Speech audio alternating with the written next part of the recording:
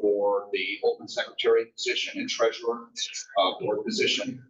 Voting on the bylaws, there's a slight amendment to it, and then notes from the board, and then we have guest speaker as well.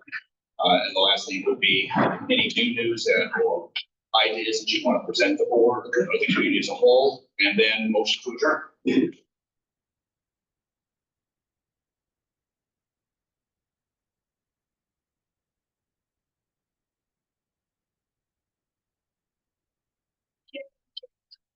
And I went ahead and set this on record.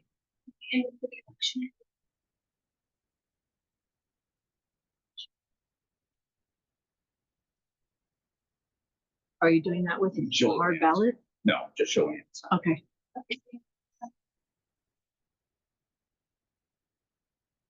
So this evening, as John just said, is going to be secretary and treasurer positions.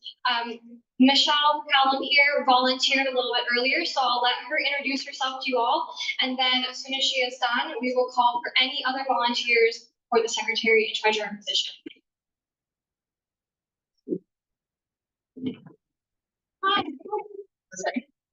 Hi. Sorry, let's start over here.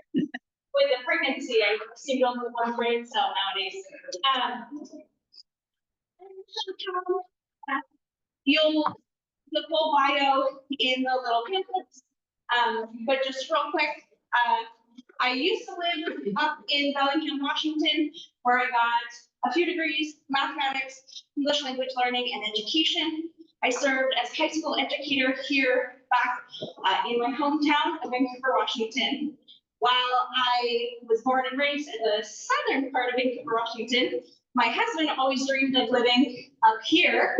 And at the end of 2021, we were lucky enough to be able to join your fine community. I am super passionate about neighborly connection, safety, and the environment. A beautiful community, while hopefully serving as a soon-to-be mother and the polite secretary.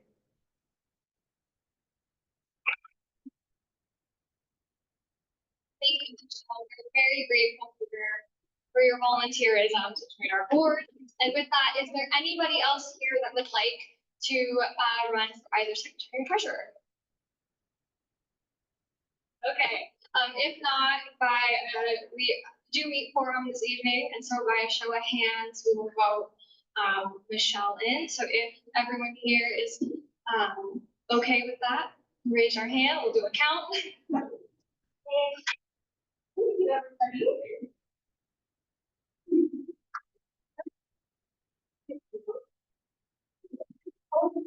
Yeah. 28. Yes.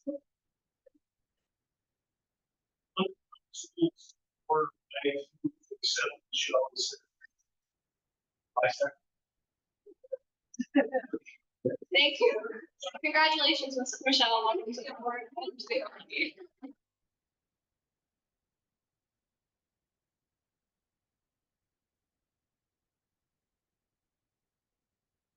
Next, we are going to vote on a bylaws amendment.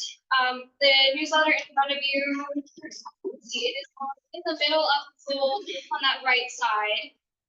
Is some information on what we are amending, and part of this has to do with our secretary and treasurer election. So as our board is growing and that we now have a proper secretary, we want to make sure that the time served is fair. So when we initially did our bylaws back in August, we decided that we would do elections automatically every 2 years on the even year, as it would fall on 2024. So the next one would be at the first meeting of the new year in 2026.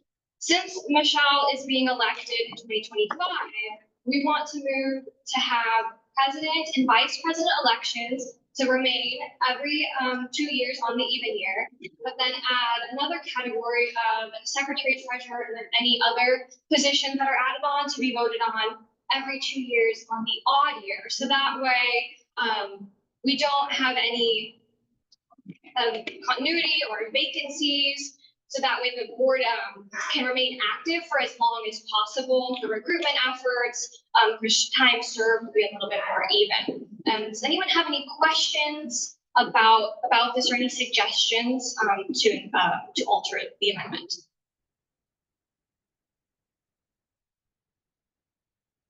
Part of the reason was that when the board retires, gets voted out, we didn't want to have to wipe out all those years of knowledge and start all over again.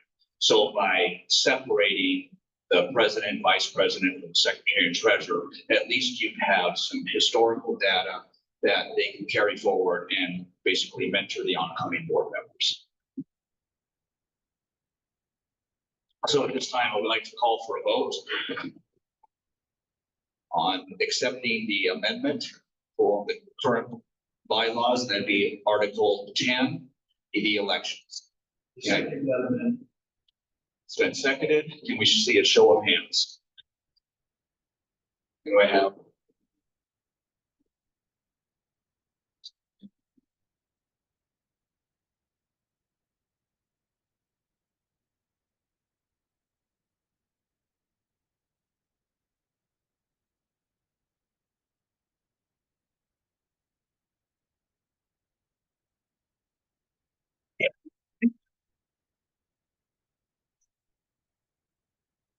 The number. Is anybody will? Can I get a second to accept that number? I'm to accept the amendments. Thank you. It's been moved and seconded. It's now amended.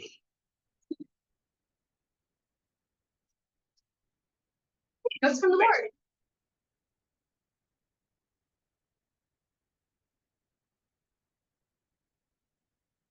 Last time, if you were here, it's much smoother. Okay, so a couple notes from the board. The first one we would like to do is another vote. We were able to, in our very first meeting, start our traffic and road safety committee. But as we move forward and from the support from several community members that have reached out to us, we would like to have a community event in the Felida neighborhood. And so to do that, we would like to have another subcommittee, which would be our events subcommittee. So we'd also like to take a vote to approve that.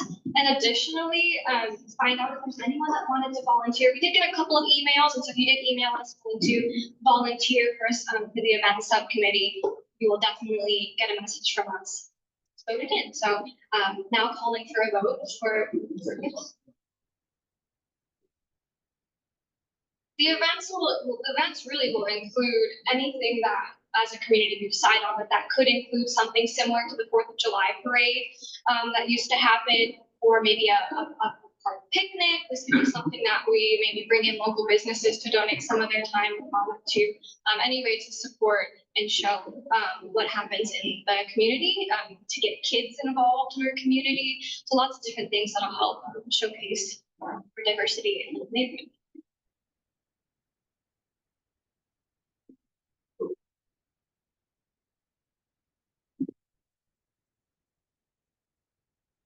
So to vote to establish the event subcommittee, through a show of hands, that would second that vote.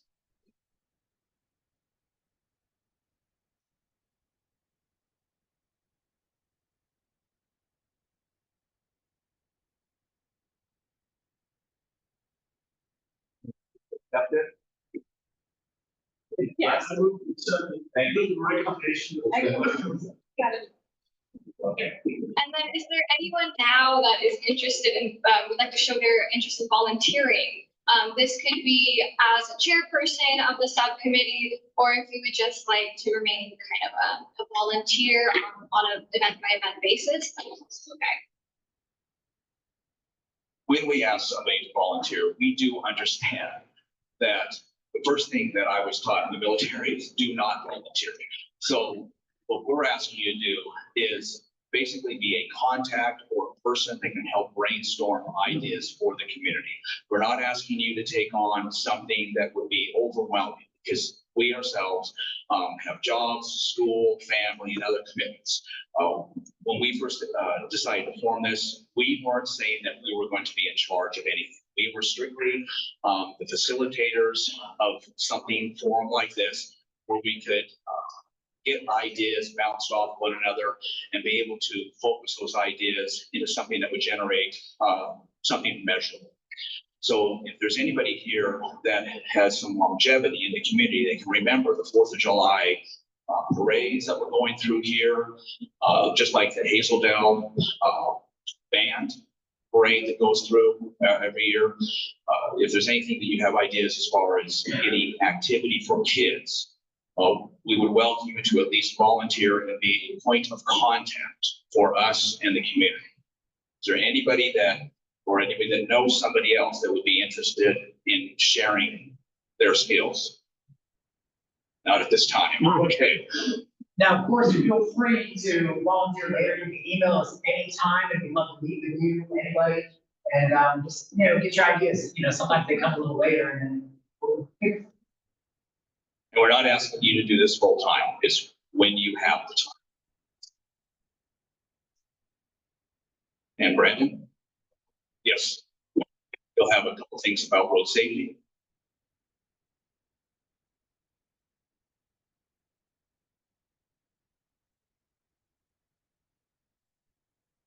Hello, neighbors. My name is Brandon Erickson, and I'm here to represent the Traffic and Road Safety Subcommittee. Our chairperson is Patty, and Lisa is also on the committee. There she is. Okay.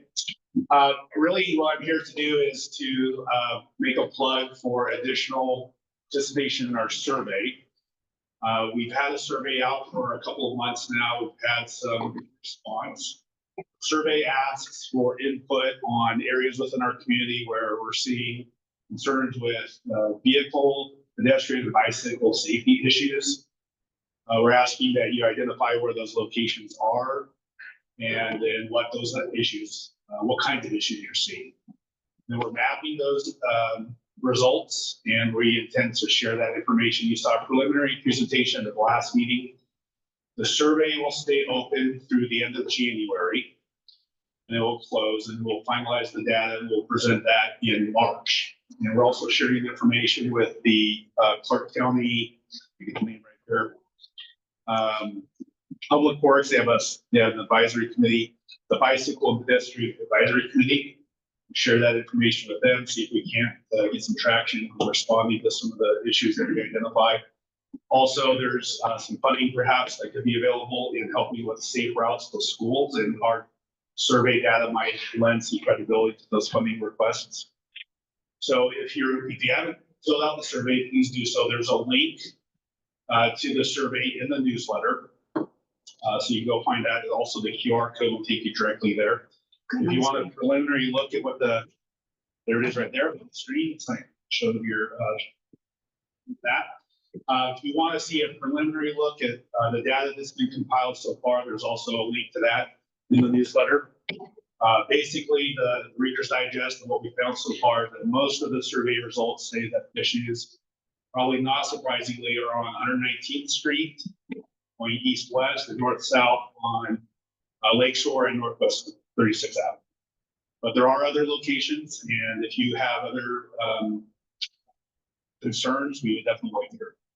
So please go to the survey and fill that out. If your neighbors are willing to fill it out, share it as well. Just one other comment. If you have not yet filled it out, please be as specific as possible. So some people say all in 117 or all in 136. We know they're wrong. You can be as specific as possible, your top two concerns. That will help us be as specific as possible with public work. We're trying to put each concern on a map. And, the map needs a dot, and the dot is more than just, it's a specific location, not a whole street. So intersections would be great if possible.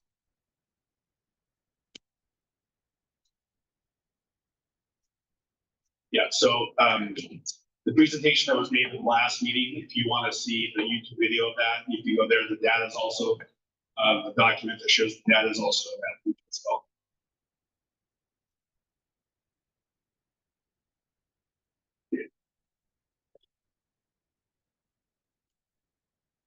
Well, then, we have guest speakers from the Santa Creek Lions Club to speak to us all today. And you guys have plenty of time to do a presentation. We'll ask for the last 10 minutes for any questions or comments from the community.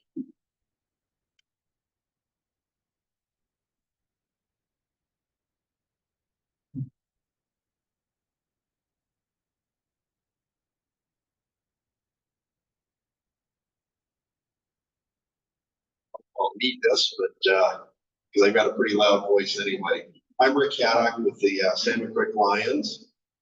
We have half a dozen of our Lions Club members here today, so why don't you, each of you Lions Club members, please get up and tell who you are.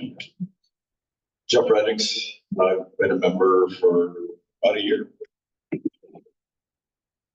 Sam? I'm John Noah. I've been a member for 8 years. I'm second go around Lions Club in the community many years ago. And John is our president this year. I'm Sam Miley. I've been a Lion for 40 years. I started in. This is my 8th club in 3 states, so I've been around the Lions.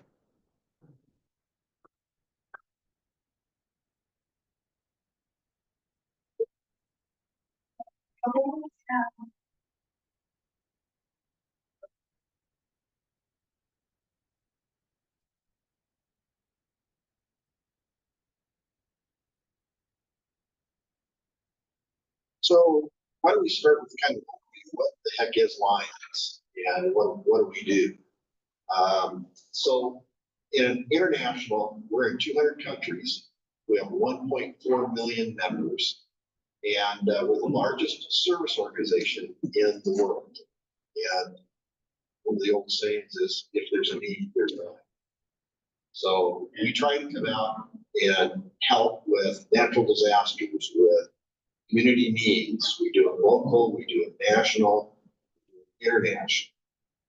You guys have probably seen, collection areas for glasses. If you go to Kaiser, you'll find them there. If you go to Winco, you'll see them there. That's a huge project for us. We collect glasses from all over the world. We recycle those glasses and then they're sent to third world countries to help provide sight to folks that are overseas. So Lions is a big, big organization internationally.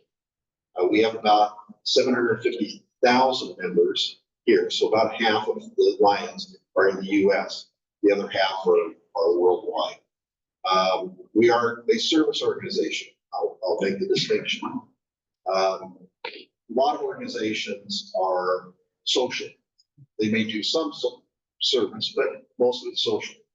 We're here as service. We're out planting trees. We're out to try to help the hungry. We have programs for blind, for hearing, and so forth. So that's the difference between us. Our club and most of the club are why I got involved with Lions, which I've been a Lion member now for 49 years. So I started with the Hazeldale Club back in the late 70s. And then when this club formed, which Salmon Creek Club's been around since 1981. So we're going on our 44th year. And by the way, we have about 35 members. And of those 35 members, 4 of us are still around who originally started the club. So we still have 4 of the originals. But anyway, the service club, the difference between it is, we do have fun, we do socialize, but our primary emphasis is to provide opportunities for service. Members of our club, you can't do everything, but some of us get involved with the sight, some of us get involved with the hearing, and so forth. That's what we do. There are 10 clubs in Clark County, located. Richfield's the biggest. It has about 120 members. Probably the smallest is Washougal, which has half a dozen members. Our club's kind of in the middle. Our club, though, is very active.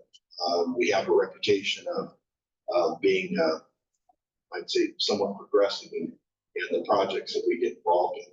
So let me give you an example of a few projects locally that you guys probably are familiar with. Fine line fishing derby. Kids fishing derby, we started that. That was back in the early 80s. It's pretty rinky-dink when we started it, but we started that project. It's now the largest children's fishing derby in the state of Washington. lions in our area, Clark County. You guys know walking. Okay, that started back in the early 80s when I was still in Hazelmel, and then when we started our club. That is now the largest one-day food drive in the nation. It collects over 250,000 pounds of food, as you know, because we're out for the whole day. It's the first Saturday in December of every year. It's a giant benefit to the food bank here locally. And that started with Lions. That was a Lions Club project. Let me give you a words. Why don't you come on up, Jeff, and let's show them what we have here. One of those projects that we started about 8 years ago locally, there was a need, so we're trying to fill it. We were getting calls about screening for vision for children. Especially the younger you can find vision problems, the better chance that you can correct those vision problems for those kids. It's better for their education, it's better for their health. So one of the things that we did is we bought one of these. We now have 5. They're about 7,000 each for us to buy them. Those are vision screeners. If we can get in front of a kid and have them look inside that screen, it only takes a few seconds and we can read. I'm not going to say that we give that and they go out and get a prescription glasses because we ship them over to an ophthalmologist or an optometrist, but it's essentially the same. And it does vision screening. So far, our club, just our club of 35 members, we've done over 50,000 kids locally. We do all of EOCF, we do pockets of school district. We're out in the Green Mountain School District. Our club started that. Now we have a number of other clubs in the area that are also doing it, like the Ridgefield Club borrows our cameras. The Center Club borrows our cameras, does those school districts out there. We do ELCF, I think I mentioned, but that's Head Start. We do over 5 different schools for Head Start locally. We're all looking down the gorge. We're doing stuff in there. We started and got Longview's club up and going. Huge project for us. And so vision is a big deal. Yeah, the state actually is now kind of a requirement of schools now. So it's kind of a law and it's all kind of people. I think it's because it's a simple, non-invasive way to check kids for this machine checks for like 8 different conditions.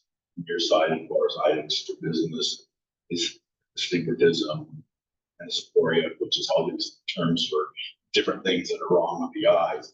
I think it also checks for cataracts and certain forms of cancer as well. So it's a good thing. We try to get into the kids when they're younger and they're still developing. You catch some of these things early, and you can kind of help them along, and they'll actually do better.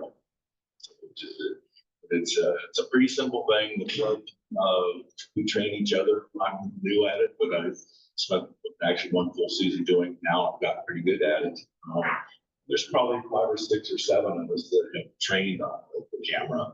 So we could kind of shift the duty because I think we see, in 1 season, we kind of start up in the fall and we'll see is up to 5,000 kids. That's a lot of kids that we see. So we're really hopping. We're really busy in the fall because there's like mandates. It's when the school starts, you've got like 60 days to get it done. So we really kind of have to hop on it. But there's enough of us doing it that it happens pretty well. The machine, like I said, is really simple. There's an on-off button. Basically, you get within like 3 feet of a child, and then you just kind of move it around a little bit. The camera, aims itself to do it when you get to the right sweet spot. Gives you some sounds that tell you you're getting closer, some visuals telling you're getting closer to what you're trying to get at.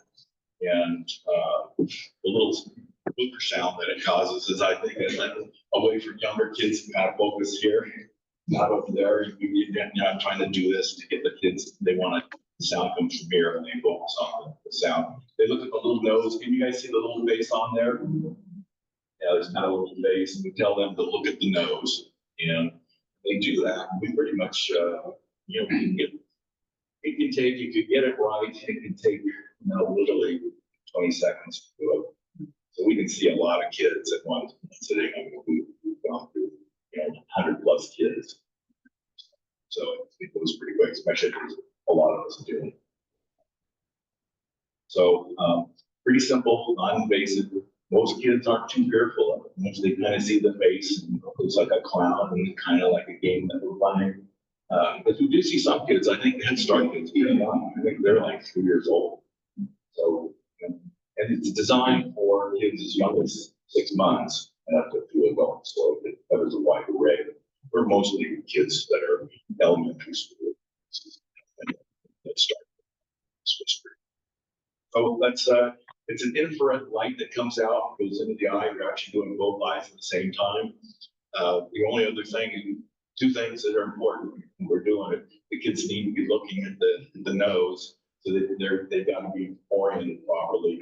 Then the lighting is, we clear the lighting, because the pupils are important. The machine reads between 4 and 8 millimeters diameter. So we have to adjust the lights. Machine tells us, it's a pretty smart machine. Tells us if we're not doing something right or we need to change. It tells us what to do. So it's pretty. What we find is the school nurses absolutely love us to come in and help them because they are understaffed and in need. That's what we do. We provide a need. And so that's one of the things. We're not just psych. Our organization started in 1917. In 1925, Helen Keller came to us and said, I need help with bullying. And I'd like to see you guys as knights for the Lord. And that's what started our service organization. Since then, we do not just psych, we also do caring. We're into hunger, environment, diabetes, child cancer. It's a big one for us. Disaster relief all over the world. So a lot of different projects. We did do for many years, in fact, club, probably because of Wally Miller. You guys probably don't remember Wally Miller, but you probably know Teal Point. Well, that was Teal Point, and all the property that's behind the Felida Elementary, all that farmland, that was Wally's families for many years. Farmland, so forth. Then it became Teal Point. But Wally helped, in fact, with the 4th of July Children's Parade. And if you remember that, yep, we did it for many years, and we were the ones cooking. So if you got a hot dog there, you got it from Salmon Creek Lions because we were cooking that. We also did vision screening there for a number of years when we first got our cameras. So we were doing vision screening for many of the children that were in the parade. So we've had an association in the Hawaii area with projects that we right now. We also have adopted the Salmon Creek Trail. You've probably seen us there if you want the trail crafted. You'll find us down there, manning that trail and cleaning it, taking care of it. You'll see a sign up there that says maintained by Salmon Creek Lions. So anyway, that's some of what we do. Like I said, we're a service organization. If you're interested in exploring a little bit more about lions, happy to attend one of our meetings. We actually meet over off 139th Street. I'll have John maybe talk a little bit about our meetings, and we meet once a month there. We have a Zoom meeting for our board of directors. We do have a foundation. So besides the fact that we have a club, every dollar that comes in from the community, 100% of it goes to help. Not getting any money. It's 100%. That's true of international also. Pretty unusual. If you go to United Way and some of the others, usually have administration and so forth. 100% of a donation to LCIF, Lions Club International Foundation, goes back out to the communities. So, oh yeah, we do have a shred event that we do twice a year. You guys probably have seen us.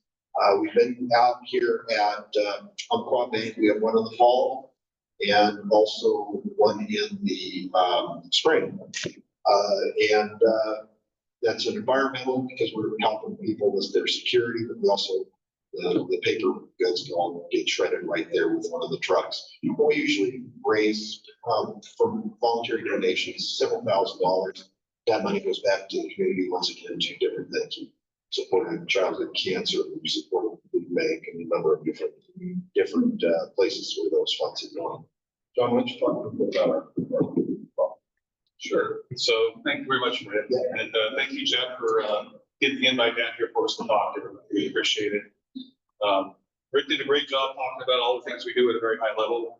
We do have once a month, we get together at a monthly members meeting up at the University and they're very gracious to us. It's the fourth Thursday of every month. We usually have a guest speaker come in as well and talk. And so I don't know if some of you folks at some point would like to come and talk to us and our group overall about what you do. One thing I've heard about your volunteering community involvement with Felida, I'd like to just offer out, we do a lot of different projects. Love to partner with you guys, potentially on some projects. We already have some things already set up and going, so it might be an easy transition for you guys to do some of that. And we can do things together. That would be just fine and dandy with us as well. Beyond that, give you guys a little card. It'll take you directly to our website with the called URL folder. QR code, there you go, thank you very much. That corrects me on that all the time, I seem to forget that. When you go into the website, you check it out, don't be afraid the first thing that comes up is donate. Just go ahead and look at the rest of the website after. But the donations do go to things like our Hearing and Sight Foundation that Rick touched on. We do just to kind of touch on those foundations as well. We have folks come in, we help supply them with classes. A lot of times if they need it, we also have CNI dogs that we support, make sure that happens. The Hearing Foundation, people that need hearing aids, we're able to get them separate hearing aids if they're economically in need to do those things. So, anything else we need to touch on? just one other thing. You collaborate with us, your organization, and as an example, when we were involved with cooking at the down here for the 4th of July Children's Parade, the county requires that you have to have a certain amount of liability insurance. Just so happens that Lions Club International provides us with millions of dollars of liability insurance. So if you do include us, a lot of times that's enough to satisfy the county in regards to liability. Just for the cooking. Not, Not for the prayer, yeah. but for the cooking or whatever it is that we're involved in. Right.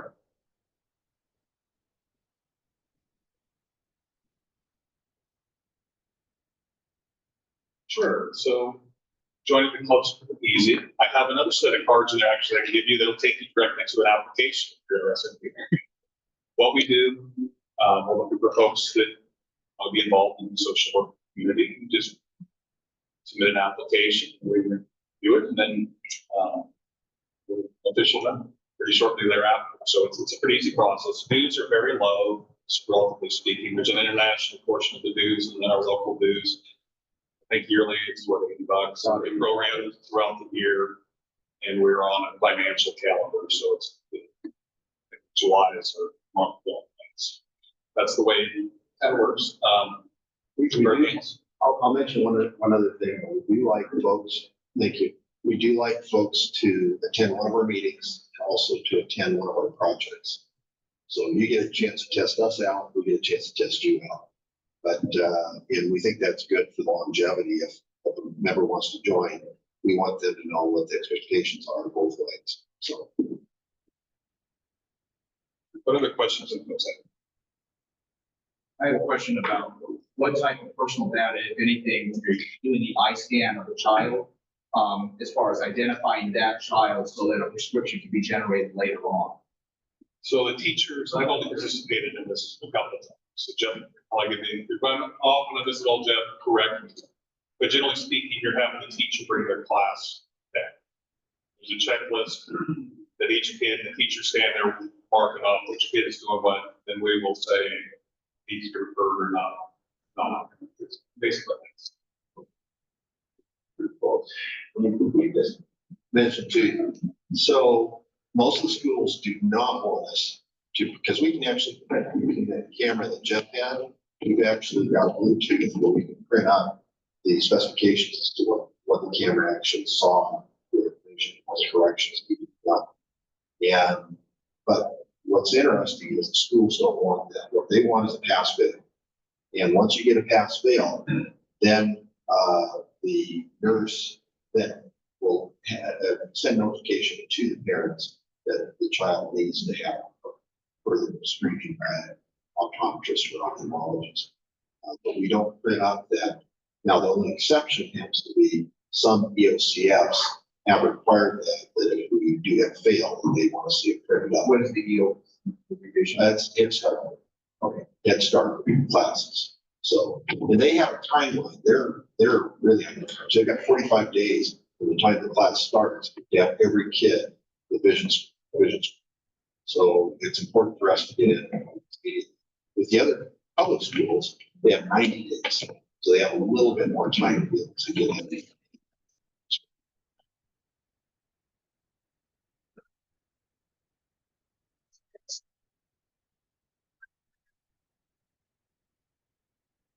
Yeah, so we partner on Friends of the Trustees.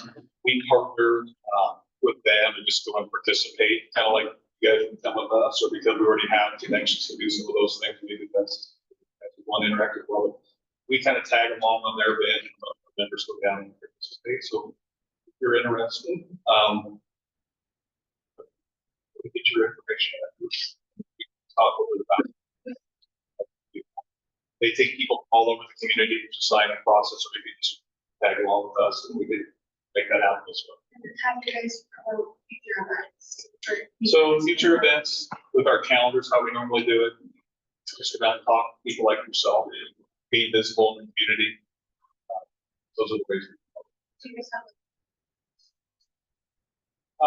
We have a newsletter we're working on it. We get it out sporadically. What we do, but most of it's just communication through email with our members. But I've had to add it to emails. I think we can promote that. One of the things, I see one of our sheriff deputies here. I don't think we're doing anything directly with them. I know they participate a lot in the fishing derby. We have them down usually down at the trophy stand. We will take on that portion where they do the fish measurement, those type of things. And we're also cooking hot dogs at that event. So we kind of spread out and do the different things there. But Fire District 6, they put on the big event every year. We participate in that with them as well and do a lot of hot dogs, do a lot of bottles of water, Cokes to kind of come through there and do those things. So anybody that wants to be visible or out in the community, be seen, those are just a couple of examples of some of the we do. And walk and knock is still a very big project for us. If anybody were interested, it's open to the whole community to do. But I know this last year, for instance, they had a shortage of people who went to like food. So anybody here that's interested in doing that type of event, you can continue to work with us, and we can help coordinate that if anybody has an interest there. There's also food banks that we go out and collect food for and do other events for as well. So. I forget your name, Rick. but just in regards to your little history lesson, you mentioned Wally. What was his last name? Wally Miller. Wally, there's several members. He was a member of our club, but he actually was with Hazel Bells from the 1960s. Wally was very active in the Felida area in particular for a number of years. And as I mentioned, all of his property was Teal Point. Wally was a very active Lions for many years, did a lot of volunteer service down there. I think both his son and daughter-in-law still live over in that area. Dick Miller, who owned Vancouver Sign Company. And so Dick is there. I believe some of his grandkids still live in the area. So yeah, Millers are still in this area. Probably remember Herzog Farms, Gary Peavy, married one of the Herzogs. Gary's in our club as an example. Probably don't remember Bud Neuschwanger. He was in our club for many years. He had a large filbert orchard off Northwest 16th that was over there for many, many years. Now big subdivision, but not surprising. But anyway, so we had a number of Felida folks that were in this area. When my wife and I, we lived in Felida for several decades, raised our kids here. In front of our house, we were down by the country store. We moved here in 1979. We still had kids riding horseback front of our property. And this is more rural than it was urban, so a lot of changes. That's what I was gonna ask.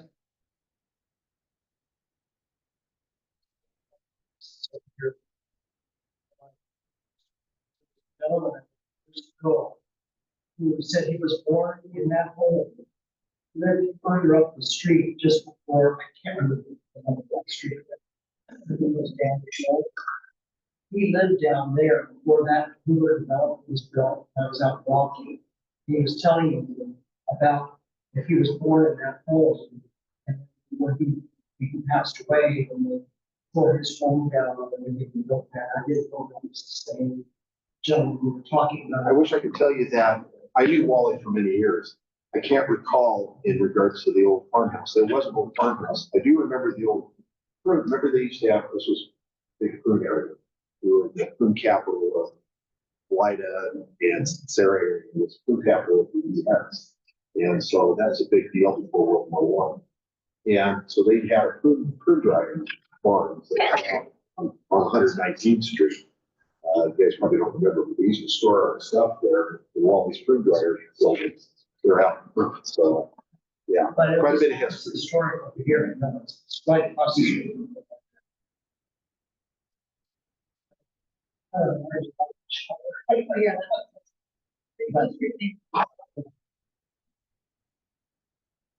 Unless anybody else has any questions. Thank you very much for listening. Thank you. Thank you. Sure, Okay, we still have, John, the sheriff is here. correct, we have one more guest speaker, it is the sheriff, Sheriff Horch is here today, to speak a couple of questions. And again, if there's any questions you have of him, right afterwards. You guys want me to use the mic or just talk on? Yes? Please use the mic because we got people online. We have some people online too, okay. Any counselors online? Counselor Belcott sends her regrets this evening. She has CTRAN meeting scheduled for tonight and wasn't able to be in two places at the same time, but she's going to try to make it to the next meeting. Okay, I'll go quick. Well, I'm tired. I don't know if anybody else is tired. I had a long day, so, but that's not, I love coming to these and I love interacting. I'm gonna make it short and sweet tonight, and you're gonna hear more about this, but I don't know if you know, but the Clark County Sheriff's Office needs help, and I'm asking for your help. Last year, I went in front of our county council 7 times and asked for additional deputies. We're way behind. There's not a quick fix to this, but we got to get on a pathway. We have to find something to get more resources. We have a lot of issues, and we are the lowest staff, or second lowest in Washington State, the Clark County Sheriff's Office. And we've been this way for a long time. Gary Lucas was asking to try to get it up there. You can pull up the YouTube videos of asking, and we are not keeping up. And so we have a great area to serve, unincorporated Clark County. It's still about 200, I want to say 250,000 people that the Sheriff's Office serves. And we are grossly understaffed. And I will send out the data and the statistics that people can see. Here's what I'm asking if you want to. You can start, 2 new counselors came in this year, and they're starting planning out the 2025 year, what they're going to do in the priorities. And I thought we were very close last year to getting at least some headway on some bodies, but there were not enough votes. There were some that supported, some didn't. They went back and forth. Call and write all the counselors, not just Michelle Belcott, who's in this area, all of them, because they all count, and not in a negative way, but just express your support and what you can do and really explain that the sheriff's office needs help and we need bodies. I had a few deputies leave my agency because they didn't see any hope of getting more bodies. They actually went to another agency that has twice as many per capita than we do.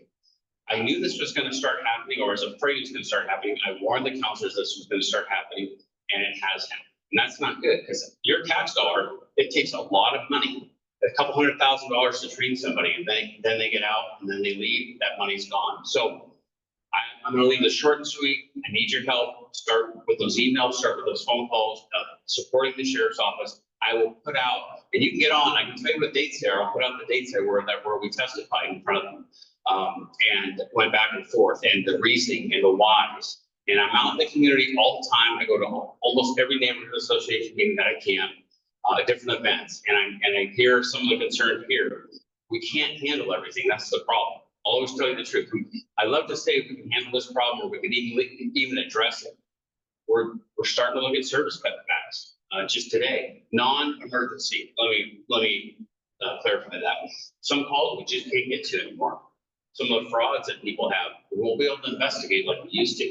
We just don't have the people. So I'm asking for your help, and I will send out, who should I email to? I'll send out the, some of the data that I've given the counselors. Again, we really need your help. Thank you. Any questions? So are you asking for a budget increase? So there's a couple of different ways. You're right. There's a couple of different ways. Say to the council. Okay. Well, first, what's the pathway forward? I've asked that because I've asked that. I asked, what should I tell the community? What's the plan? You guys have a plan of either asking the citizens for a tax increase, right? That can be one.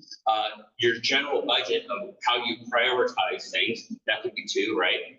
And I've worked with them in many different ways of implementing this over time and not at one time. Different ways I can cut the budget as best I can to get bodies in there. So that's their job with the budget, and how they can get that revenue. That's their job to find that. I explained to them the need. Again, there's 4 or 5 different ways you can do it. They haven't had a clear path on what they want to do with that. I don't believe law enforcement has been a priority in this county for a long time. That's the truth. There's been ups and downs, and people they all said they supported it, but they didn't vote. They didn't come up with a pathway. But there's 2. Go ahead. How many deputies, do you know the number? How many deputies do you have? Oh, I know the number. Go ahead. I've got to ask you to share that, because I mean, how many do you need? I mean, what would be the numbers that you can say? Okay, and I'm getting a little bit of dry mouth there because I was on some medication. So right now, we're at 0.64 deputies per 1,000 residents for Clark County, not corporate. The average sheriff's office is at 0.80. That makes 40 deputies. We need 40, minimum is 40, and I asked for 40 last year. Vancouver is double what we have. Vancouver is 1.2, 1.3 officers per 1,000. I'm gonna grab my water. Mind grab that for thanks. So 40 was the number that we asked for, and that is the correct number of what we need. And just to backfill the overtime, every day, every shift, there's overtime for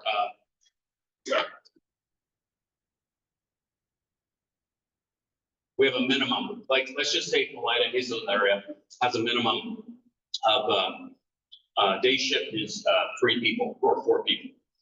Swing shift is 2 or 3. We have these minimums we have to meet for the minimum staffing of officer safety and getting to the highest priority calls, burglary in progress of robbery or whatnot. We're backfilling almost every single shift with an overtime, so we're paying time and a half for a body because we don't have the bodies to fill them. And the deputies are getting burned out. They can't just work it 6, 7 days in a row, 12 hours like that. So that's the number. Is 40 gets us 20 right now, would get us where we're not paying that time and a half. But as the population grows, 40 will be within a few years, we'll be right there. So we can't hire all at once. And I will say this, it's not like we'll just fix this problem overnight. But we've been asking, like I said, if anybody knows any history, you can pull up on YouTube. I'll show you the clips to go to. We've been behind constantly. We're never getting caught back up. 40 gets us to where we should be, just our head above water right now. So there's the number. I was hoping that it had improved because I live on 120th Street, and just after New Year's, there was an incident 2 homes down. There were 2 fire trucks, an ambulance, and 6 deputies there. Wow, something's really going very serious. And I thought, that maybe things had improved, seeing what was there. Well, that could have been some people coming from Horch's too. It depends. We draw from wherever, but we're only at our minimums every night. And when I started, we didn't have that. You could have, we need vacation time or we need time off and whatnot. You could have 2 or 3 people off on a shift. It's only 1 now. And so they're out there, and all the other ancillary duties we do. When you have a major crime that needs to get investigated, you need people and resources. You don't have a deputy do that. You have detectives do that. We have our traffic unit, it's completely separate. They're not the ones you see necessarily patrol, but they're working all the fatalities and trying to work. We have a lot of traffic issues in our county. I mean, I don't know if anybody knew that or not. I say that facetiously, but I see that as well. And we can't fix everything, but we should be getting better, and we should be trying to at least, I've told them, the community's out there saying this, I'm telling you this, but for some reason, it's not, hasn't been a priority. And I'm asking for help. I need help every place I go now this year. And I'm going to start putting out the information more and more, why and what it actually that money and those deputies go for. So, go ahead. Yes, so I know you emailed that, right? Do you have anything on your webpage that we use to log in?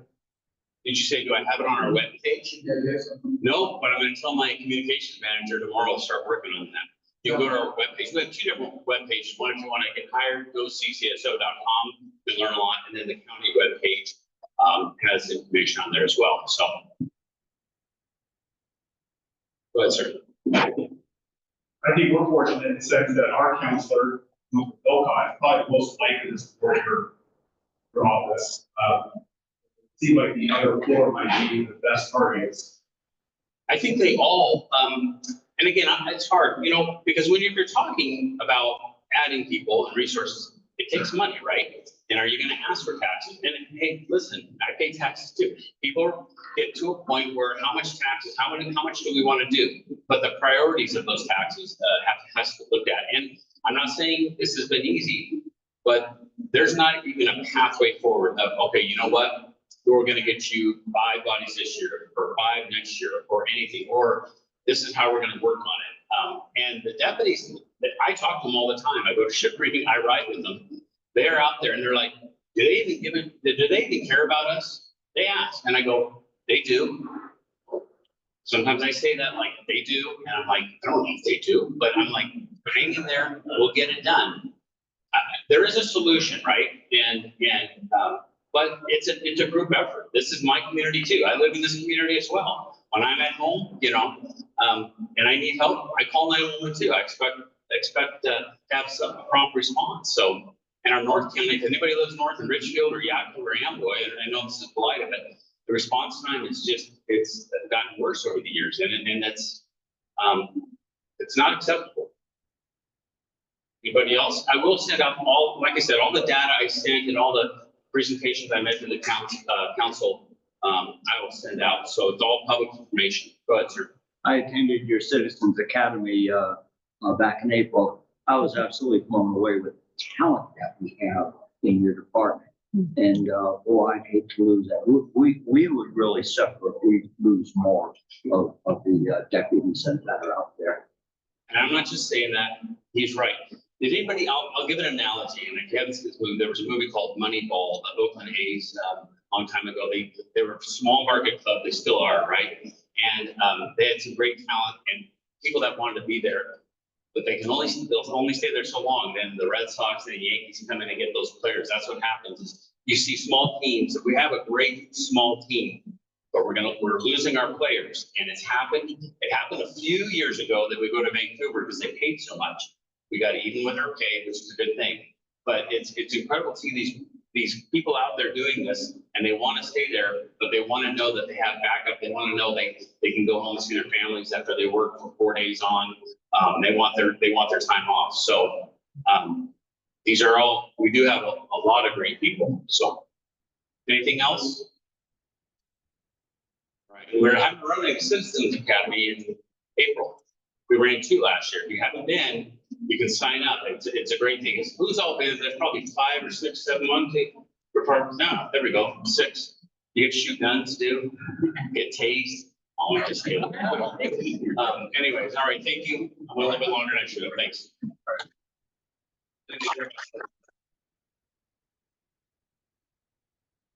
I will follow up after the meeting with the sheriff to get some scripting and some additional information that we can put out in the newsletter for you. And anybody that's on the email list, make sure that everything that was discussed today can be sent to you. And you can also use that same email to send us questions to the sheriff or anything else that we can forward to them. That way, again, we are speaking with one voice rather than the sheriff's department getting multiple calls with the same question. Is there anything else, any new business? Nothing? Anything that you want to see in the future? Picnics, summer picnics, things for the kids, safer streets? I can say the sheriff's department has gone above and beyond for our neighborhood. There's no doubt about that. We got some data from his department showing that as of whatever date it was, like in August or September, they had responded to over 5,500 calls in 2024 alone. And that didn't even finish the year, so I'm sure it's quite higher. So with a skeleton crew always behind, they are doing well above and beyond what other communities are receiving, or maybe even the same dollar. So yeah, council, we can definitely get that information to you, and anybody that signed up for our email list, we do not spam you. We only put out what we need to, unless you request something specifically from us. So we definitely encourage you to get your name on that email list. And then you'll get advance notice for meetings like this in the future. If you don't want to be on the email list, that's fine, but then you're kind of subject to the postal service and when they get the information out to you. If there's no other questions, can I get a motion to adjourn? Move to adjourn. Motion to adjourn, anybody second it?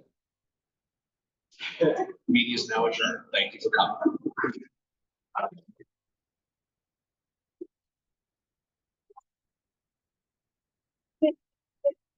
Thank you.